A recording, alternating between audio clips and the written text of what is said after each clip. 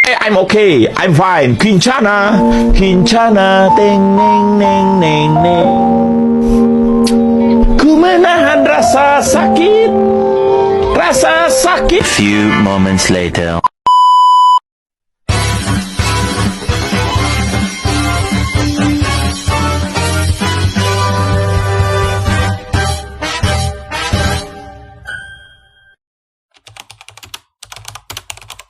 Dunia bisnis saat ini semakin kompleks dan dinamis. Perubahan teknologi, persaingan yang ketat, dan fluktuasi ekonomi yang tak terduga menuntut para pengambil keputusan untuk bertindak cepat dan tepat. Dalam konteks ini, akurasi dan kecepatan ini pengambilan keputusan dalam bidang manajemen keuangan menjadi faktor penentu keberhasilan suatu bisnis. Mengapa akurasi dan kecepatan penting? Yaitu responsif terhadap perubahan pasar, pengelolaan risiko yang efektif, optimalisasi sumber daya, peningkatan kepercayaan investor, serta bagaimana teknologi membantu meningkatkan akurasi dan kecepatan, seperti kita menganalisa data, artificial intelligence atau machine learning, serta otomatisasi dan cloud computing. Contohnya seperti penerapan dalam dunia nyata, yaitu e-commerce, perbankan, dan manufaktur. Sedangkan tantangan dan pertimbangannya sendiri seperti kualitas data, keamanan data, serta keterampilan karyawan. Kesimpulan sendiri yaitu akurasi dan kecepatan pengambilan keputusan dalam manajemen keuangan sangat penting dalam kondisi bisnis saat ini dan dinamis dan kompleks. Teknologi telah memberikan alat-alat kuat untuk meningkatkan akurasi dan kecepatan ini.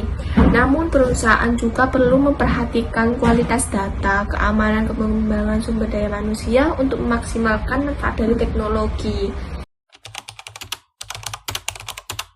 Teori dasar dalam memilih investor bisnis. Bagaimana kita memilih investor bisnis khususnya untuk ekspansi adalah keputusan strategis yang kompleks. Beberapa teori yang relevan dalam pengambilan keputusan ini antara lain yaitu teori keputusan, teori agensi, teori portofolio, dan teori negosiasi. Serta simulasi decision matrix sendiri yaitu merupakan alat yang berguna untuk mengevaluasi beberapa alternatif berdasarkan sejumlah kriteria. Contoh simulasi decision matrix sendiri yaitu memilih investor bisnis seperti dalam kita menentukan 4 alternatif dan 5 kriteria. 4 alternatif sendiri yaitu dalam kandidat investor.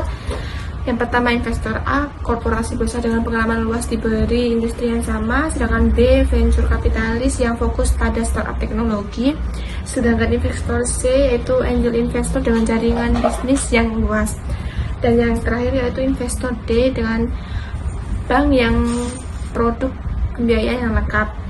Dalam 5 kriteria tersebut seperti jumlah investasi, pengalaman di industri, jaringan bisnis, syarat investasi, dan nilai tambah.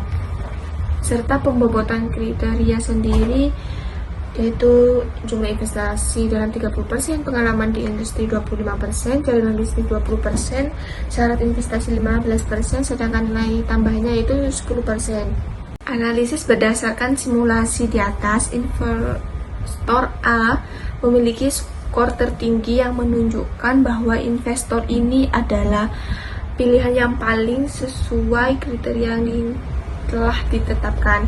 Namun keputusan akhir ini harus mempertimbangkan faktor kualitatif lainnya seperti visi dan misi perusahaan, budaya perusahaan, serta kecocokan personal dalam tim manajemen. Untuk kesimpulannya sendiri yaitu decision matrix adalah alat yang berguna untuk menyusun dan mengevaluasi, merupakan salah satu bagian dari proses pengambilan keputusan yang lebih luas. Pengambil keputusan juga perlu mempertimbangkan faktor-faktor alternatif yaitu kualitatif, intuisi, dan pengalaman mereka sendiri. Dan jangan lupa untuk diingat bahwa setiap situasi bisnis itu adalah unik, sehingga pendekatan yang digunakan itu dalam memilih investor juga akan berbeda-beda. Menjawab pertanyaan ini, saya menjelaskan terlebih dahulu bias itu apa sih? Bias itu merupakan penyimpangan suatu keputusan yang menyebabkan keputusan tidak tepat dan ketidaksesuaian. serta kecenderungan untuk berpikir atau bertindak dalam cara tertentu yang dipengaruhi oleh faktor-faktor subjektif, pengalaman pribadi atau informasi yang tidak lengkap. Biasanya bisa memengaruhi penilaian dan keputusan kita dalam termasuk konteks pengambilan keputusan keuangan. Sedangkan jenis bias sendiri yang mempengaruhi keputusan umum dijumpai dalam konteks keuangan berupa bias konfirmasi, bias keterwakilan, bias jangkar, bias ketersediaan, bias optimisme, yang terakhir yaitu bias kerugian. Bagaimana sih teknologi membantu mengurangi bias dalam manajemen keuangan? Berikut beberapa caranya. Yang pertama itu analisis data yang lebih objektif seperti algoritma, data mining, machine learning. Sedangkan yang kedua itu standarisasi proses seperti otomatisasi dan checklist. Yang ketiga yaitu transparansi berupa pelacakan keputusan serta visualisasi data. Dan yang terakhir yaitu pengujian hipotesis berupa simulasi. Nah, simulasi ini sendiri dapat digunakan untuk menguji berbagai skenario dan mengidentifikasi resiko yang mungkin tidak terlihat pada pandangan pertama.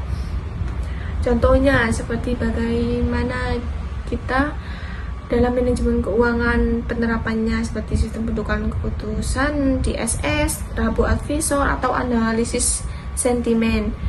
Dalam konteks ini kesimpulannya penggunaan teknologi dalam manajemen keuangan dapat secara signifikan mengurangi bias dalam pengambilan keputusan dengan memanfaatkan kekuatan analisis data, otomatisasi dalam transparansi. Perusahaan dapat membuat keputusan yang lebih baik, mengurangi risiko, dan meningkatkan kinerja keuangan.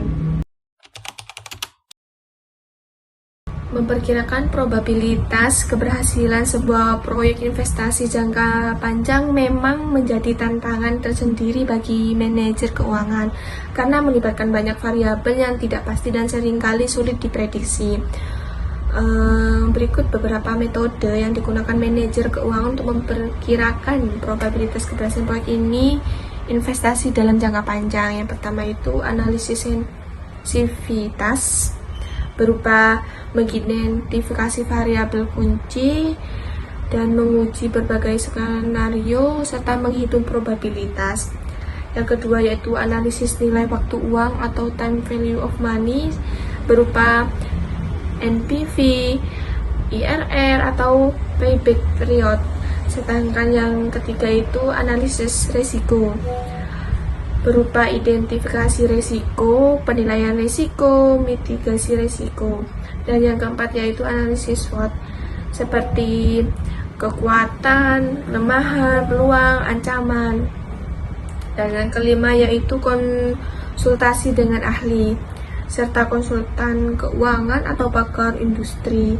Faktor yang perlu diperhatikan yaitu tidak pasti, informasi yang terbatas, faktor marketing, faktor teknis, serta faktor hukum dan regulasi. Pentingnya pengambilan keputusan yang berbasis data harus didasarkan pada data yang akurat dan analisis komprehensif. Dengan menggunakan berbagai metode di atas, manajer keuangan dapat membuat perkiraan yang lebih akurat tentang probabilitas berkeberhasilan proyek dan meminimalkan risiko kerugian. Untuk kesimpulannya sendiri yaitu memperkirakan probabilitas proyek investasi jangka panjang untuk keberhasilannya seperti tugas yang kompleks dan menantang. Namun dengan menggunakan berbagai alat dan teknik analisis yang tepat, manajer keuangan dapat membuat keputusan yang lebih baik dan meningkatkan peluang keberhasilan proyek.